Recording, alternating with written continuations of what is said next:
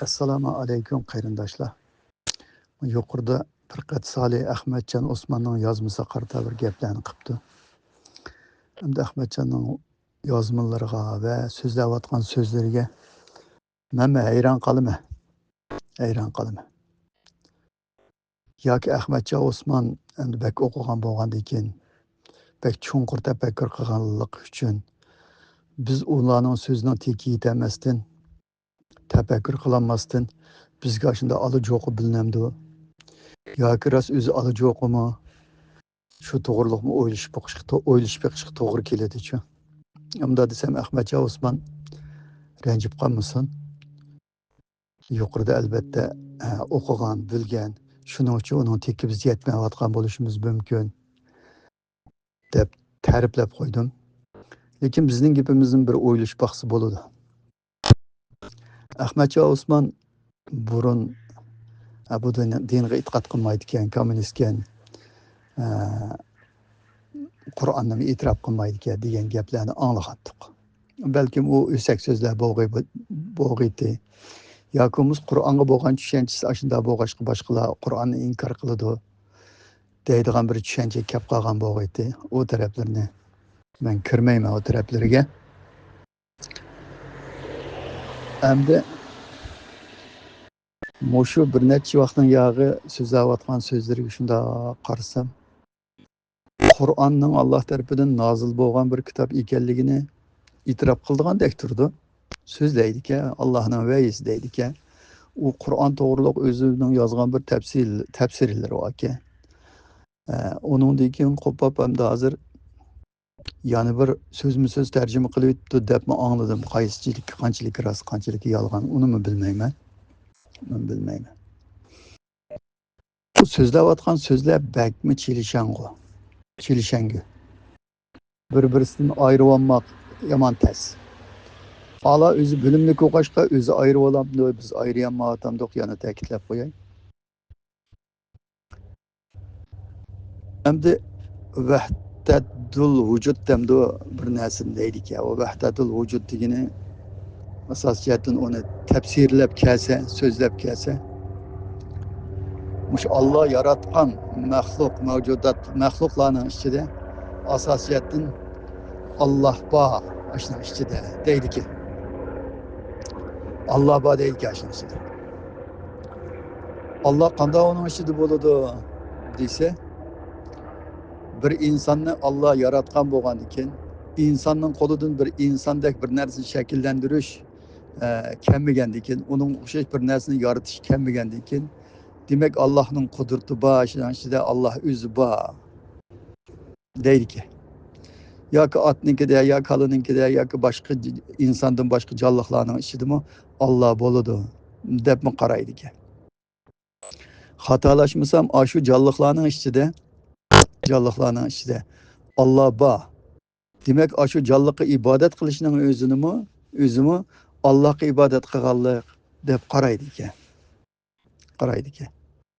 Endi Qur'onga qarab baqsaqchi desak, Qur'on har qanday o'zi yaratgan farishtadan tortib, insondan tortib, insonning orasidan tanlagan payg'ambarlardan tortib, hamma narsani o'ziga vosita qilib olishni sherik deb qaraydi Qur'on.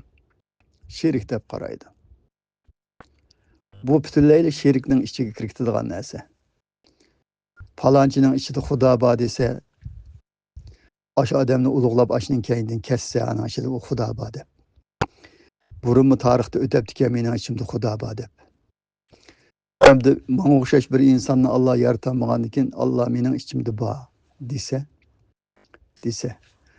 demak nima bo'ladi desa, u ajoyib bir gap bo'ladi. Allah o'zining qudrati bilan yaratgan bir maxluq. Allah o'z loyiqida, o'ziga loyiq ravishda bir o'rinni oldi deydi Qur'onda. Allohning o'rni ayrim, o'ziga loyiq ravishda biz uni tasvirlayolmaymiz. Bütün jonliqlarning ichida jonsiz va jonliq shaylarning ichida hammaning ichida Xudo bor emas, asli Xudo ashlarni yaratgan. Allohning qudrati u. Qudrati. Allohning o'zi uning ichida bo'lmaydi. Şu Allah şunun içinde ba deyiş bilen ço dese nurgun bid'atçilik, şirk, hurafatçılık kelip çıkıdı. Nurgun evliyalar benim içimde Xudo ba deb, Xudo bilen sözleştim deb, sizlerning içinglar kirmagan bilen mening içimga kirdi deb insonlarni ozdirib ketib qolgan taraflar mana mishadi. Mishadi. Şoň hem bu temini milletke özümü düşendirip bolanmadı. Özü bir işçiden çıkanmaqlıq o Ahmetcan Osman. Ma ehli sünni vel cemaat itiqadidiki dünyadaki Peygamber aleyhisselam bunu ispatlab qo'yib, Peygamber anda dedi, manda dedi degan Qur'on bilan bağlaşmaydigan nurgun halal haramlarni o'ttirga chiqarib qo'yib, ikkisining o'ttirini bog'layolmay, Qur'on bilan munosabati yo'q nurgun hukmlarni o'ttirga chiqarib qo'yib, uning o'ttirini bog'layolmay, shirkning ichiga kirib ketib qolgan bo'lsa, ama bir taraf. Bir taraf cho desa, ana ashundaq ya Qur'onni e'tirof qildig'ini bilgin olmaydi, ya o'zining Alloh tasavvuri Qur'on bilan o'xshamaydi. Hamda Qur'onni e'tirof qilmay turib, ashundaq bir tasavvur qilayotgan bo'lsa, mayli deymiz. Qur'onni e'tirof qilib turib, Allohni o shaklda tasavvur qilib bilish Qur'onning markaziy ideyasi bilan o'xshamaydi bu narsa. O'xshamaydi. Buni men shaxsan o'xshamaydi deb qarayman. Qur'on insonga biz shoh tomiridan yaqin deydi, insonni bilib turimiz deydi, ko'rib turimiz deydi. Bizning boshqa bir narsalarni Alloh bilan o'zimizning o'tirg'i vasita qilishimizni qat'iy xohlamaydi va shirik deydi Qur'on. Shirik deydi. Shuning uchun u Ahmadjon Osmonlarning tasavvuri Qur'onga iymon keltirib turib, bunda tasavvur qilgan bo'lsa, Qur'onni bilmagan bo'ladi. Bilmagan bo'ladi. Qur'onni e'tirof qilmay turib, Allohga bo'lgan ishonchisi, Allohga bo'lgan tushunchisi, Tangri tushunchisi, Allah mana moşundaq deb qaragan bo'lsa, u yana o'zining ishi, o'zining ishi. O'zining ishi. Mana moşundaq ketib berilgandi. Endi ikkinchi bir masala o'ttirliqda bir Qur'onchilar paydo bo'ldi. Bir Qur'onchilar. Bu rivoyat deganning hammani inkor qilib tashladi. Inkor qilib tashladi. Qur'onda bir hukm bo'lsa, hamma hukm Qur'onda boras. Qur'on bilan bir narsaga hukm chiqarman desa, o hadisga insonning ehtiyoji tushamdi desa tushmaydi. Tushmaydi. Bir odam bir yerdan sahih bir hadisni izlab tepib kelsa, uning hukmi shu Qur'onga o'xshash, mana ma hadisning hukmi Qur'onga o'xshaydi ekan deb bir yerlardan bir narsani tepib kelib, uni o'xshaydigan qilishning nimaga ehtiyoji bor? Uni o'xshaydigan bir narsani tepib kelib, mana ma hadis sahih ekan, ma o'xshaydi ekan degicha shu Qur'ondagi so'zni ishlatibasi bo'ladi.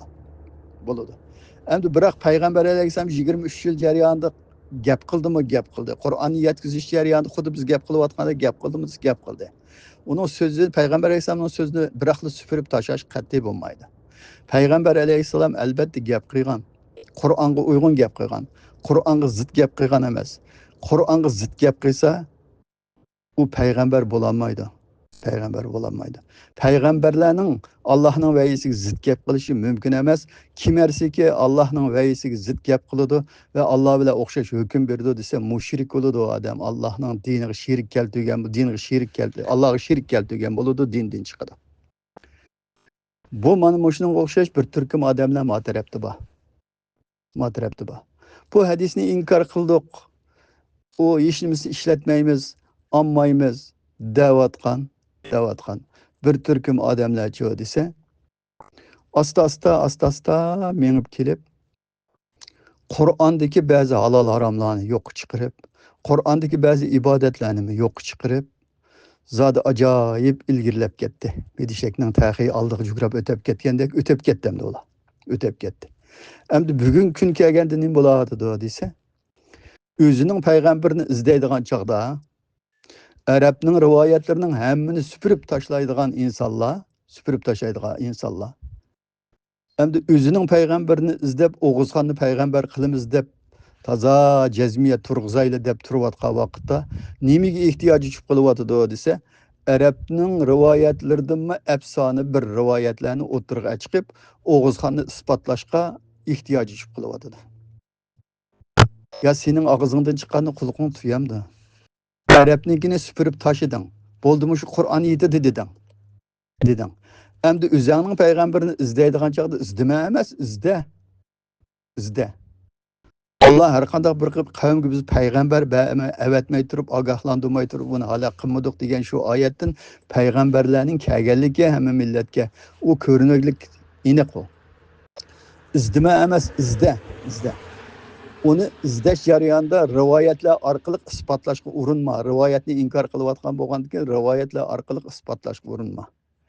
Agar Qur'onga o'xshash mukammal bir kitobing bo'lsa, topa olasan, bir payg'ambarni tepib chiqib, mana shu payg'ambarga kelgan kitob ma ekan, ma Qur'on bilan markaz ideyasi o'xshashgan, shuning qaraganda yo O'g'izxon yo palonchi payg'ambarga desi bo'ladi. Başqalarninkini süpürüp taşıp üzeriniki kelgan chaqda rivoyatga ehtiyojing tushib qolsa desa, yig'ib aytganda nim bo'ladi desa, bu dinning haqiqatan izlayotgan odam bo'lmaydi. Millatchi, nafs xohishiga ergishadigan, o'zinikini rost qilish uchun o'ttirg'i chiqib olgan bir insonlar aylanib qoladi.